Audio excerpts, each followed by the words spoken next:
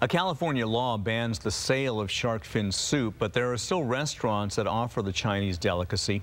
In fact, just 2 weeks ago, state authorities made the first major bust under the law, which was passed back in 2011. 2,000 pounds of shark fins were seized, and there are two big reasons why lawmakers are now cracking down. First, the main way in which these fins are caught, some say, is inhumane.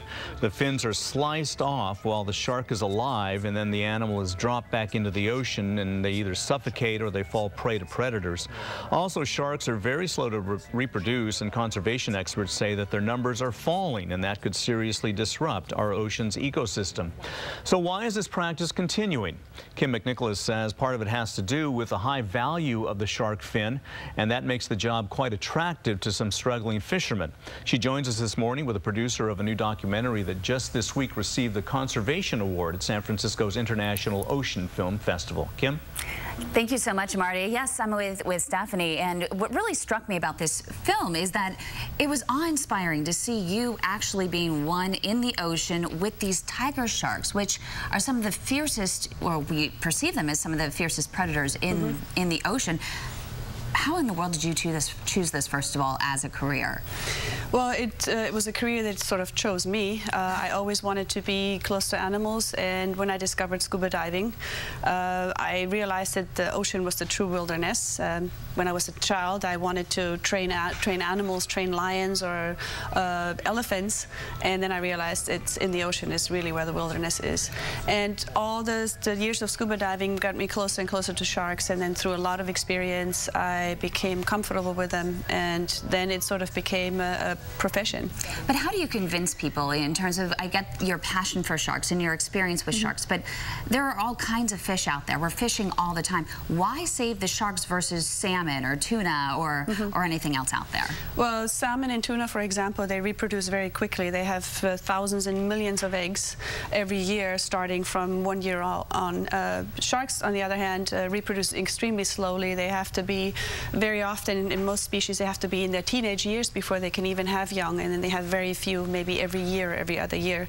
So they're really not an animal that replenishes very quickly, because they evolved as a predator, not to be a prey item.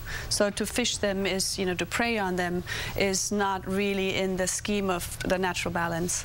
But to actually, fish for these sharks and shark finning, it's a livelihood for many people. It's their job. It's what actually puts food on their own tables.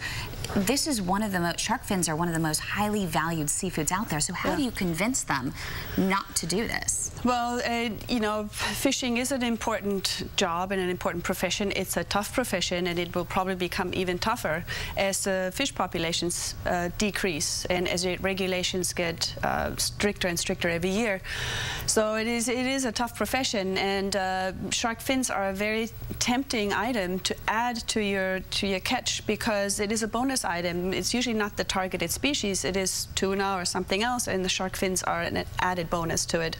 But what has to be considered is that you can make that cash now and really hurt yourself in the future, because it's all about sustainability. Sustainable seafood, it's not just sustainable so that we're keeping the ocean pretty. It's so that we have something to eat down the line. And when you're overfishing sharks now, you're hurting most of the fish populations that you would like to fish years from now, because you're taking away one of the regulating items, the regulating members of the food chain.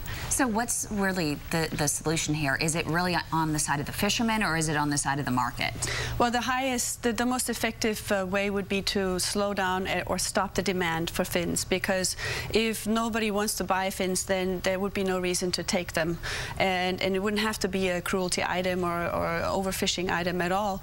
Most people don't really want to bother catching sharks unless they make money off of the fins, because most sharks are not good to eat, and they're full of mercury, and there's a list of reasons why sharks are not that easy to fish or not that popular to fish. But as long as the high-priced value is there for the fin, it's good to keep sharks. Even if it's a bycatch and they used to let them go, return them back to the ocean, now it makes it valuable to keep them, or to take the fins and throw the rest back into the ocean. And in terms of livelihood, there are options actually in some areas. I was watching some of the films at the San Francisco Ocean Film Festival yesterday, and ecotourism is an option. Yeah, well, in areas where there is tourism, they have found that, you know, it has been proven with research over the years and collecting data that you can make hundreds of thousands of dollars off of one shark over the lifetime of that shark, whereas you would only make $100 one time killing it and selling it for its fins, because of the money people will pay to come see wildlife, and that includes sharks. So wherever it is possible, there's so many jobs that are being developed that surround ecotourism, scuba diving, whale watching, and you know, whale shark diving, that actually provides so many more jobs to a community than just fishing. You know, fishing is, that's maybe 10 jobs, whereas if you have a scuba industry or a visitors industry, that might be 100 jobs.